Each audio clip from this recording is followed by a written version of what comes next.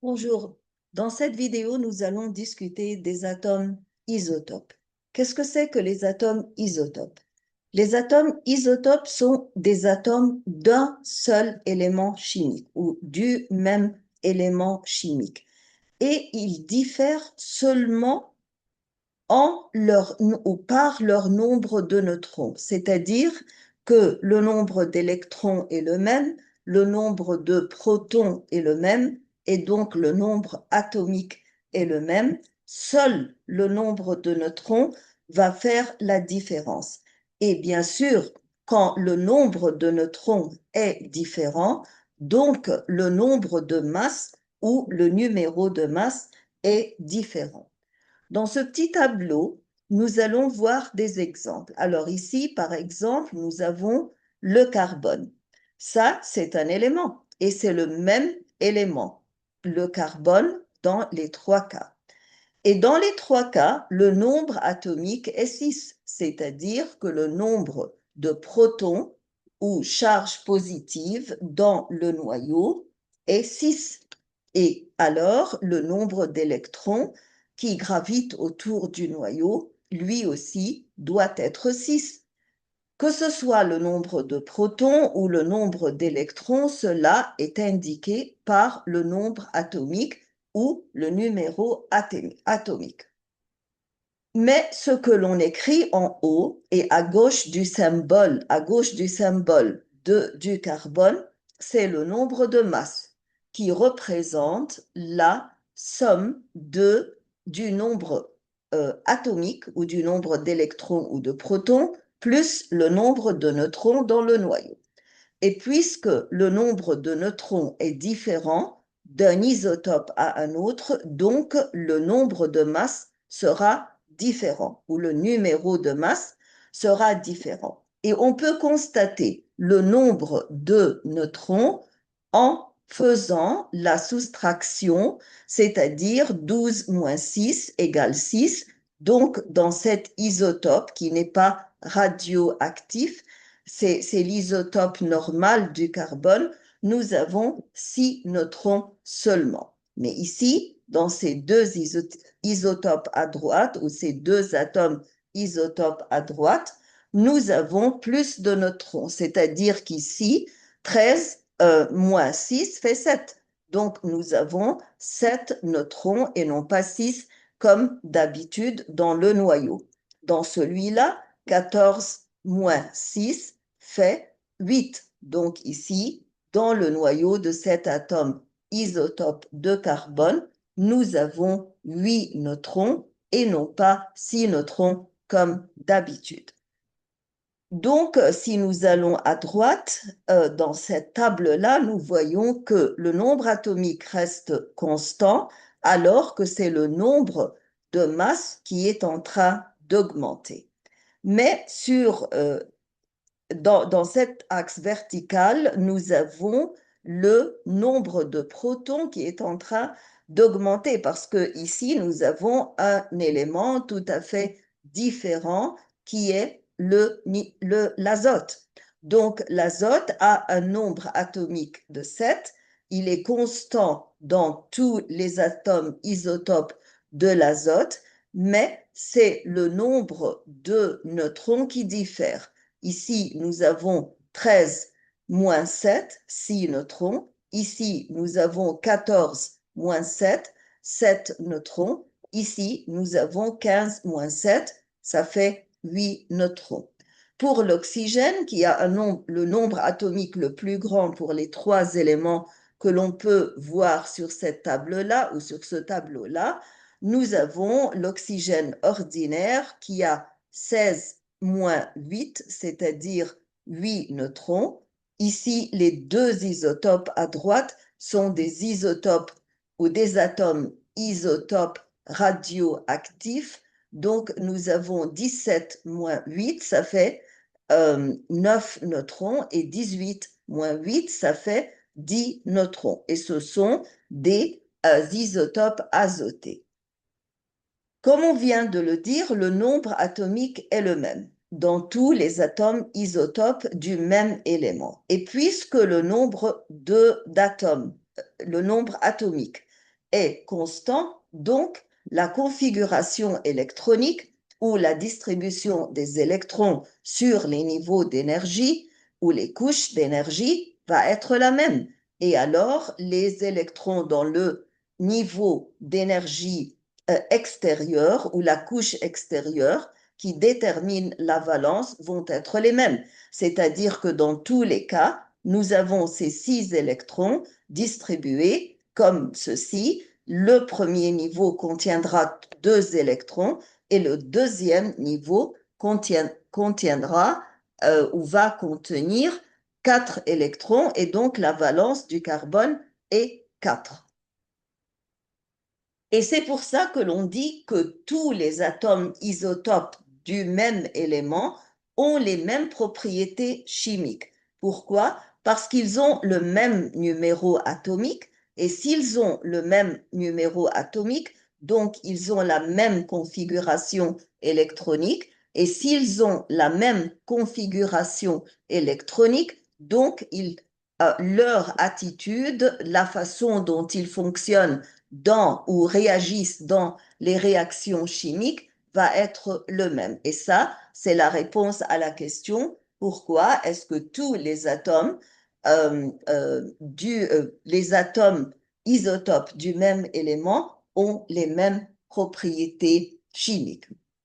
Dans la nature, quand on trouve ces éléments-là dans la nature, on voit que qu'un élément en général, comme le carbone, comme l'azote, comme n'importe quel élément, se trouve comme un mélange de ces isotopes-là. C'est-à-dire qu'on a d'habitude un mélange de tous les isotopes ou les atomes isotopes de cet élément-là. Mais comme on vient de le dire, si ils ont le même nombre atomique, mais en revanche, ils ont des différents nombres de masses. Ici, par exemple, dans ce diagramme, nous voyons un nouveau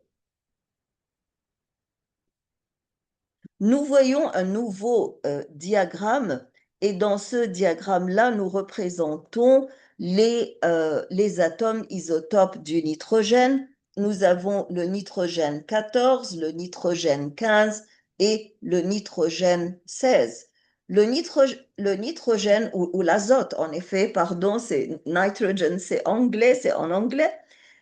C'est parce que d'habitude, je fais des vidéos en anglais. Alors, c'est l'azote 14, l'azote 15 et l'azote 16. Ici, nous avons 7 électrons et 7 neutrons. Ici, nous avons, dans l'azote 15, nous avons 7 protons et 8 neutrons dans le noyau. Et ici, nous avons 7 protons et 9 neutrons. Donc, quand vous allez à droite, quand vous vous dirigez à droite, vous remarquez alors, on remarque que le nombre de neutrons augmente dans le noyau et aussi le nombre total des particules subatomiques dans le noyau. Et vous savez bien sûr que quand le nombre de particules, que ce soit des neutrons ou des protons, augmente à l'intérieur du noyau, cela veut dire qu'il y a une plus grande quantité d'énergie qui est réservée ici dans ce noyau. Pourquoi? Parce que ces particules-là, comme les protons, ont la même charge positive. Donc, le plus on a de protons, le plus il y aura du repoussement entre les deux et le noyau alors a besoin d'un plus grand ou d'une plus grande quantité d'énergie pour les assembler ensemble. Donc, quand vous avez plus de neutrons dans le noyau, cela vous donne une plus grande possibilité d'avoir une plus grande quantité d'énergie et que cet atome-là soit radioactif. Pardon. Euh, Aussi, nous avons un autre exemple très célèbre qui est, ou fameux, qui est le carbone 12 et le carbone 14. Le carbone 12 est le carbone ordinaire, le carbone 14 est le carbone radioactif. Comme on vient de le dire, ils ont le même nombre atomique qui est le 6 et donc la distribution des électrons sur les couches d'énergie autour du noyau dans l'atome de carbone est la même, puisqu'ils ont le même numéro atomique et donc ils vont être chimiquement identiques et ils vont réagir de la même façon dans les réactions chimiques, c'est-à-dire qu'il n'y aura pas une différence de la façon avec laquelle, dans la façon avec laquelle ils réagissent. Mais la différence sera physique, c'est-à-dire que l'un d'eux est radioactif alors que l'autre ne l'est pas. Donc nous avons ici le même numéro atomique qui est 6, qui est le nombre d'électrons ou le nombre de protons, mais nous avons un nombre de masses différent parce qu'ici nous avons 12 moins 6, c'est-à-dire 6 neutrons, alors qu'ici nous avons 14 moins 6 qui fait 8 neutrons. Un plus grand nombre de neutrons est relié directement à la radioactivité de cet élément. Donc le carbone 14 est la forme ou l'isotope radioactif. Qu'est-ce que cela veut dire? Quand il est radioactif, c'est-à-dire, comme je viens de le dire, qu'il y a une très grande quantité d'énergie qui est emprisonnée dans le noyau. Et donc le noyau a tendance à se débarrasser de certains de ces neutrons. C'est pour ça que l'on dit que les éléments radioactifs en général, et bien sûr le carbone 14 en est un, se désintègrent progressivement, c'est-à-dire qu'ils émettent les particules qu'ils trouvent embarrassantes à l'intérieur du noyau. Pourquoi embarrassantes? Parce qu'elles ont besoin d'une très grande quantité d'énergie pour rester en place, emprisonnées dans la membrane nucléaire et dans le noyau. Donc, puisque on perd des neutrons, on va perdre aussi de l'énergie avec eux, l'énergie qui était nécessaire pour les mettre en place, et alors il va non seulement se désintégrer progressivement et émettre des particules, mais aussi perdre de l'énergie.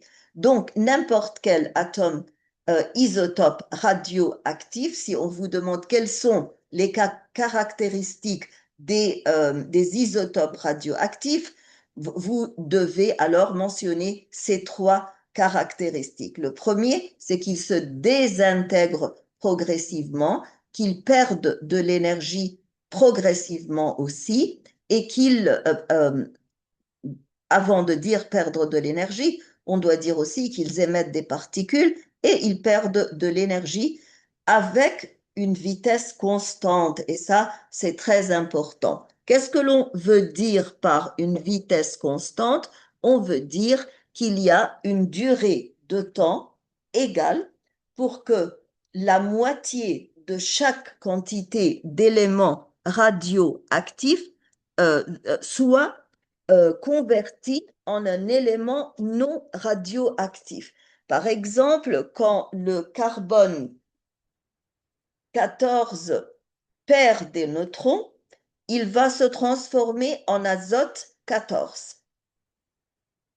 J'aurais dû apporter un diagramme pour vous montrer ça, mais on peut faire ça dans une autre vidéo. Combien de temps est-il nécessaire pour que la moitié de n'importe quelle quantité de carbone radioactif 14 présente dans la Terre, par exemple, ou dans le sol, soit transformée en azote 14?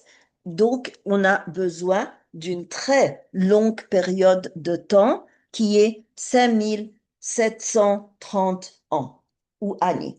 Donc, ça, c'est la demi-vie. C'est-à-dire, si vous avez dans le sol 1 kg de carbone 14, donc il a besoin de à peu près 5,7 années ou ans pour se transformer en azote 14 en perdant des neutrons et en émettant de l'énergie. Et la définition de la demi-vie est très importante.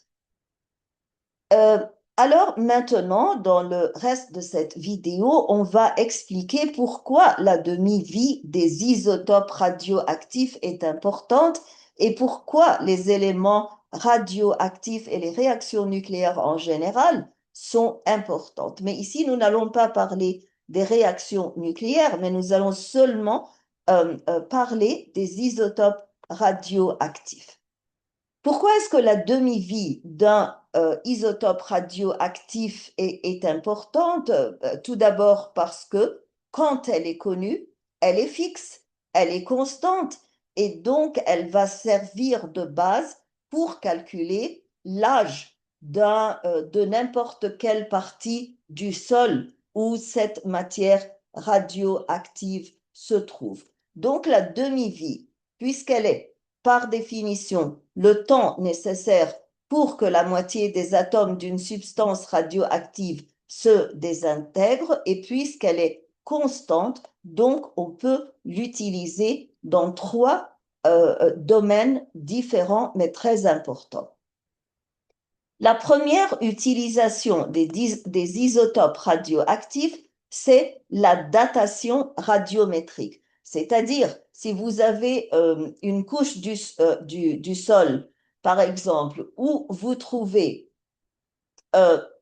500 grammes de carbone radioactif et 500 grammes d'azote 14, donc vous pouvez constater alors qu'il y avait 1 kilogramme de carbone 14 radioactif dont la moitié a été convertie ou transformée en azote 14.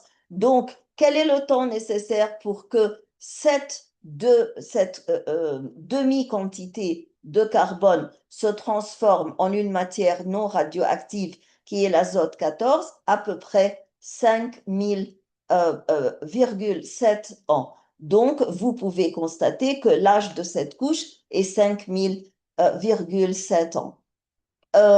Le deuxième ou la deuxième utilisation, c'est en médecine, le diagnostic et le traitement. Nous avons l'iode. L'iode est une substance qui peut être en forme radioactive, qui a un isoforme radioactif qui est l'iode 131.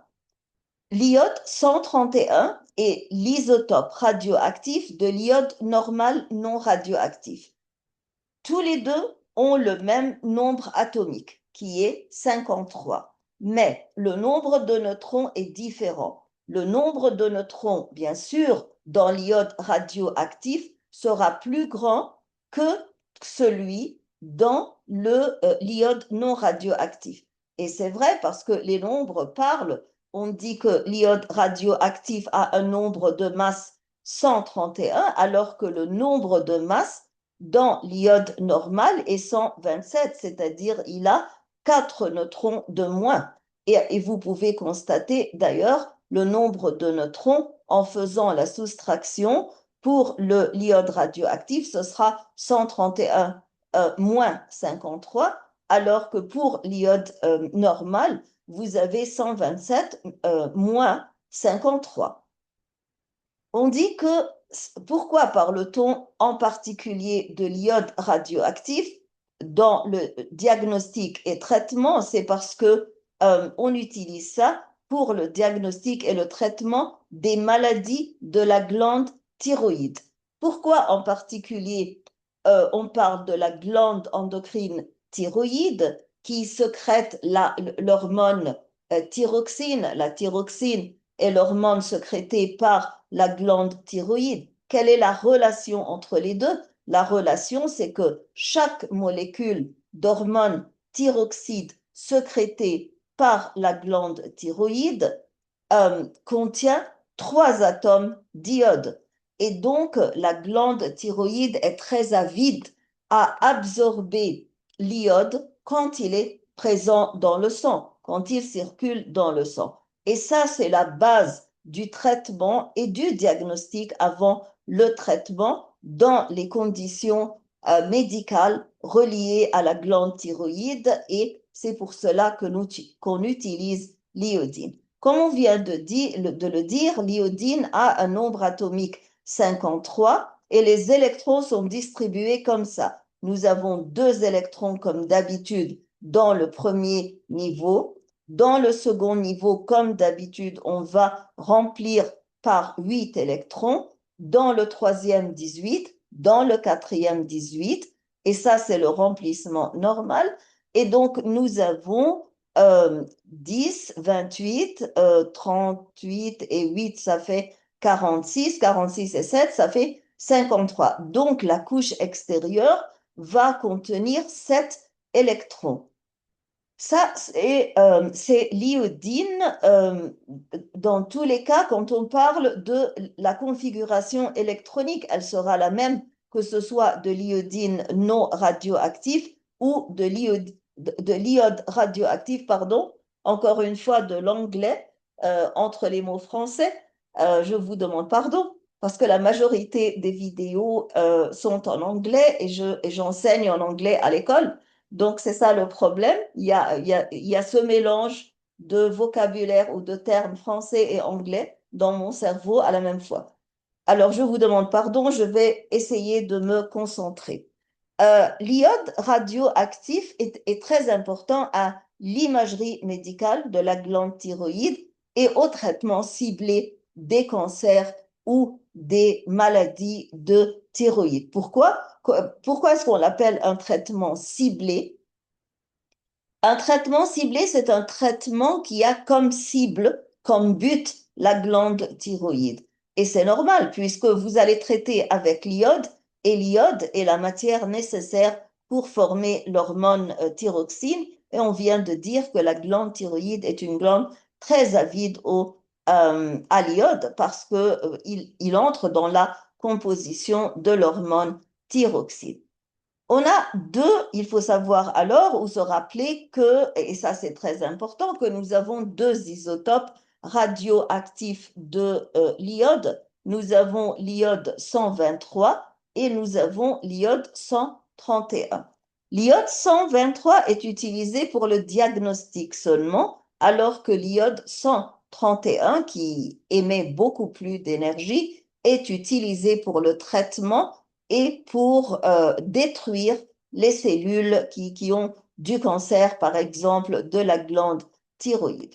Comme je viens de l'expliquer, la thyroïde absorbe cet iode naturellement, que ce soit de l'iode normal ou de l'iode radioactif. Pourquoi? Parce qu'elle en a besoin pour synthétiser l'hormone thyroxine. Dans le diagnostic, la glande va absorber l'iode 123 et dans la radiographie qu'on appelle la scintigraphie. Et cette scintigraphie va vous donner une image où vous voyez l'iode radioactif. Et cet iode radioactif donne une sorte de couleur qui vous montre exactement la forme de la glande, naturellement, et le travail de la glande. C'est-à-dire, le plus vous avez d'atomes d'iode radioactif, le plus cela indique l'activité de la glande. Donc, on utilise, comme je viens de le dire, dans la scintigraphie, l'iode 123 et on utilise une dose faible.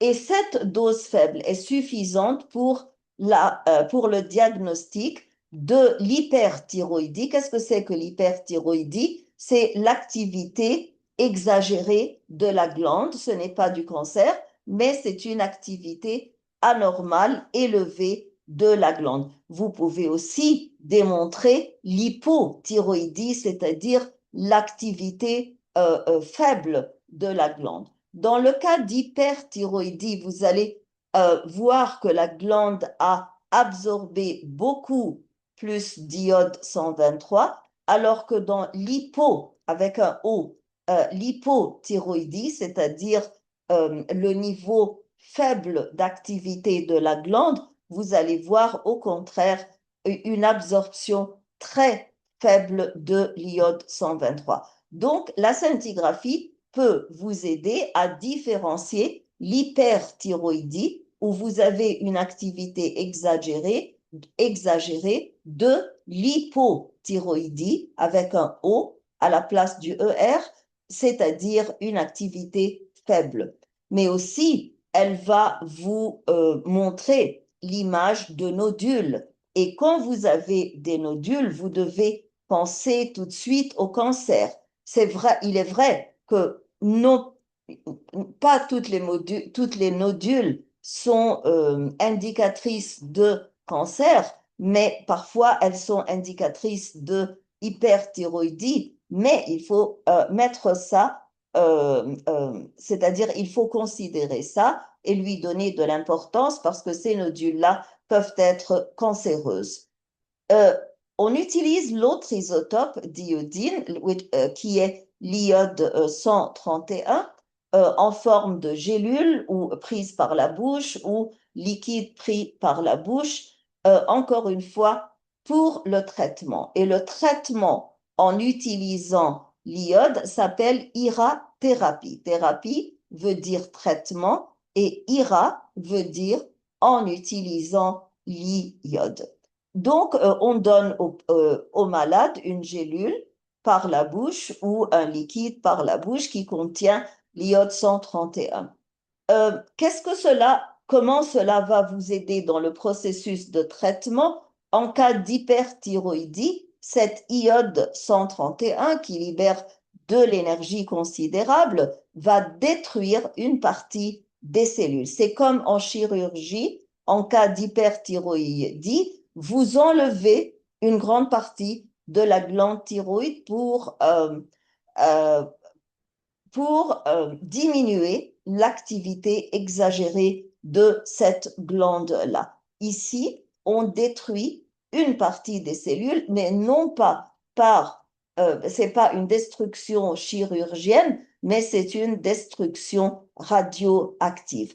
En cas de cancer, il va détruire les restes des cellules cancéreuses après une chirurgie. C'est-à-dire que l'iode radioactif 131 tout seul n'est pas suffisant pour le traitement du cancer. Au début, on expose le malade à une chirurgie où l'on enlève la tumeur cancéreuse et ensuite on donne cet iode 131 pour être certain qu'il n'y a pas de cellules cancéreuses qui sont encore dans le site de la chirurgie.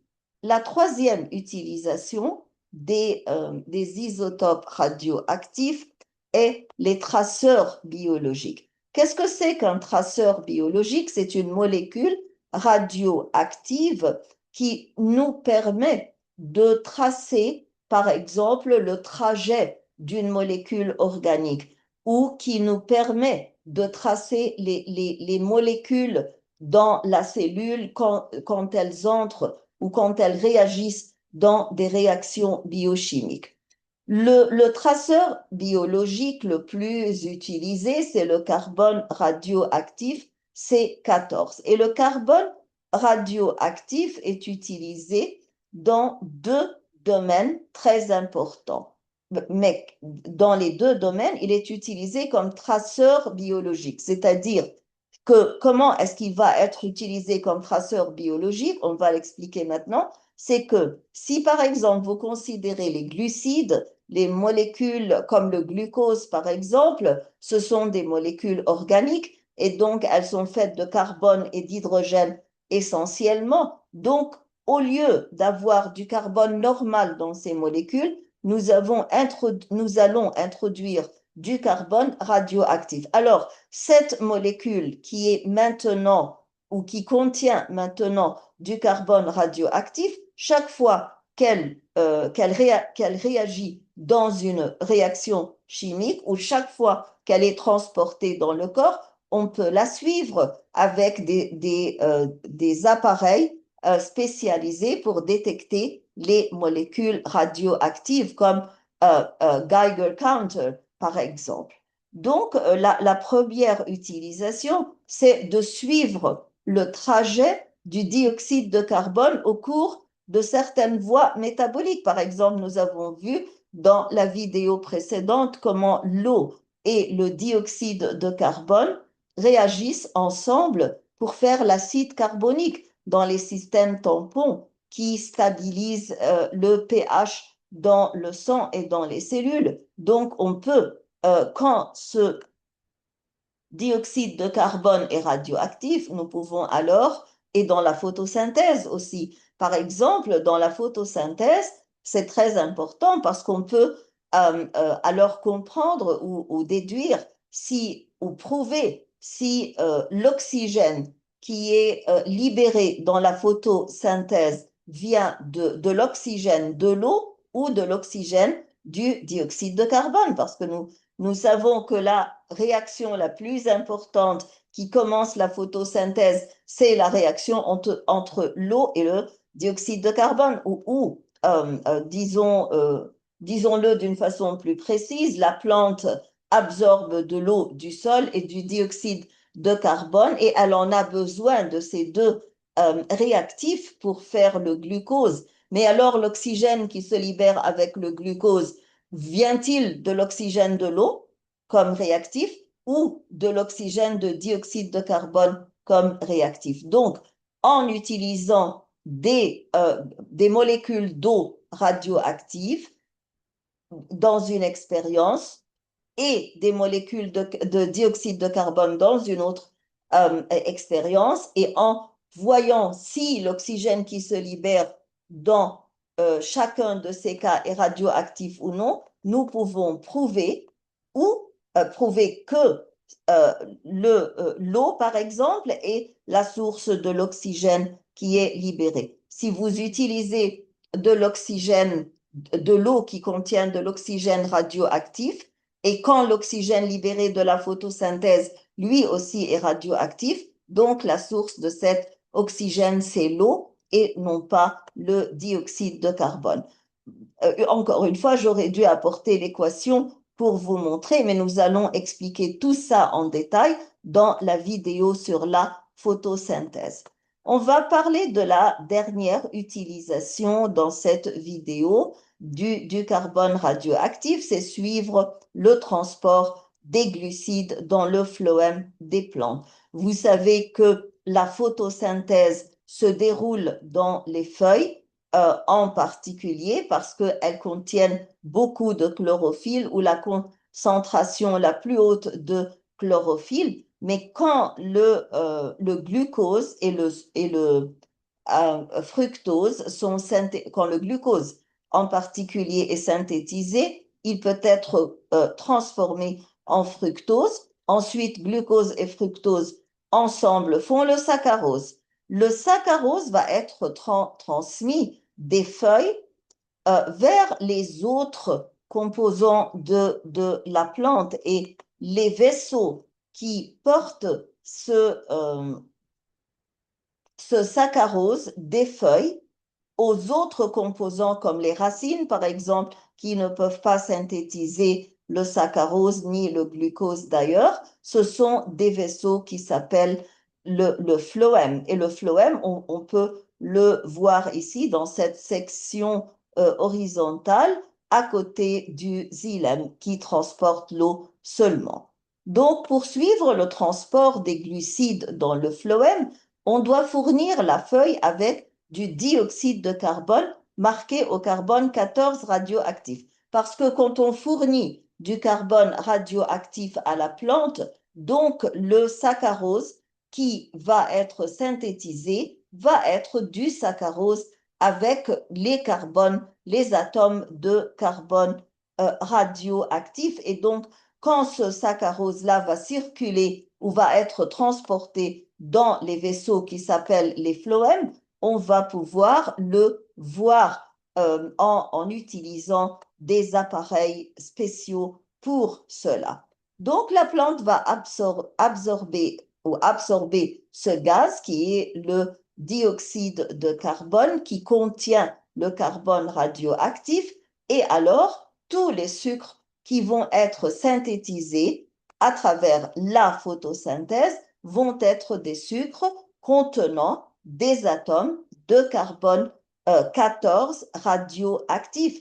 Et donc, vous allez pouvoir les détecter ensuite dans les tiges et dans les racines grâce à ce processus qui s'appelle l'autoradiographie, c'est-à-dire que vous utilisez des instruments qui ont la capacité de détecter la radioactivité. Donc, quelles sont les étapes de l'expérience? On va les dire très rapidement et on va les répéter dans la vidéo qui explique la photosynthèse. Tout d'abord, vous devez placer la plante en contact avec le carbone radioactif, c'est-à-dire vous la mettez dans une enceinte fermée et cette enceinte fermée contient du carbone radioactif. Pourquoi fermée? Parce que vous voulez que toutes les molécules de dioxyde de carbone soient radioactives. Ensuite, la seconde étape est la synthèse. La feuille va réaliser la photosynthèse et donc elle va utiliser ce carbone radioactif pour faire des glucides comme le saccharose. Donc le saccharose contient maintenant le carbone radioactif qui a été fourni à la plante et dont le carbone a été incorporé dans les produits organiques de la plante pendant la photosynthèse, comme le glucose qui va être après transformé en saccharose. L'étape après, c'est le déplacement, c'est-à-dire que le saccharose va entrer dans le phloème ou la sève élaborée et va se déplacer. Il va se déplacer d'où à où?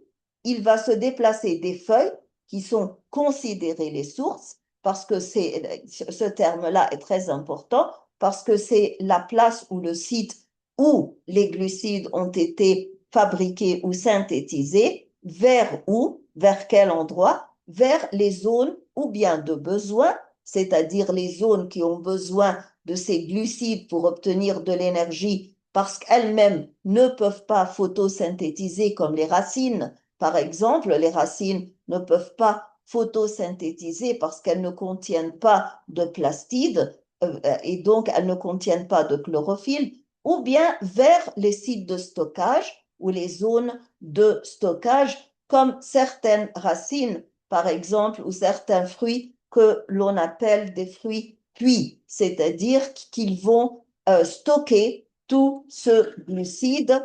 Par exemple, les racines, comme ce qu'on appelle en anglais sweet potato, elles stockent tous ces glucides-là et elles sont remplies donc de polysaccharides. Et ensuite, nous avons la révélation, c'est-à-dire on va appliquer la plante contre un film radiographique.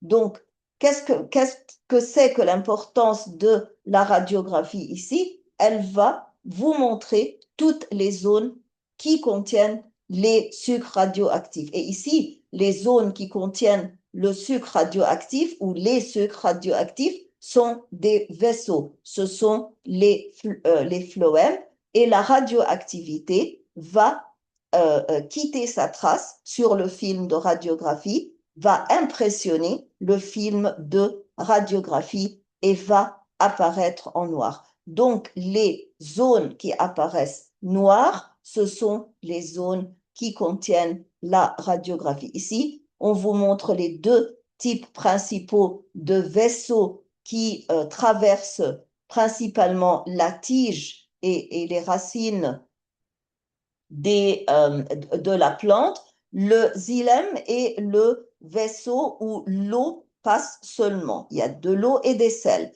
Et la direction est toujours d'en bas du sol vers le top de la plante ou vers la partie supérieure de la plante.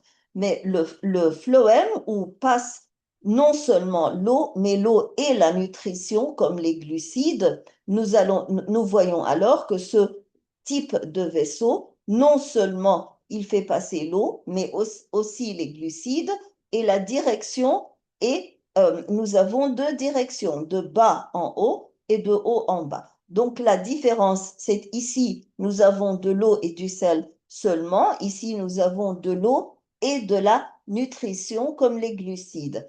Ici, la direction est toujours d'en bas vers le haut, mais ici, la direction est du haut vers le bas et aussi la réaction, pardon, le trajet d'en bas vers le haut. Donc, nous avons deux directions opposées. Euh, j'ai fini, j'ai terminé les atomes isotopes de ce chapitre de biochimie. J'espère que vous avez trouvé cela utile, cette vidéo utile. Et si vous avez aimé la vidéo, donc s'il vous plaît, cliquez sur like, écrivez vos commentaires, partagez-la avec vos collègues et abonnez-vous à la chaîne si vous ne vous êtes pas encore abonné. Merci et on se verra bientôt dans une nouvelle vidéo qui expliquera un nouveau sujet de la biochimie. Merci et au revoir.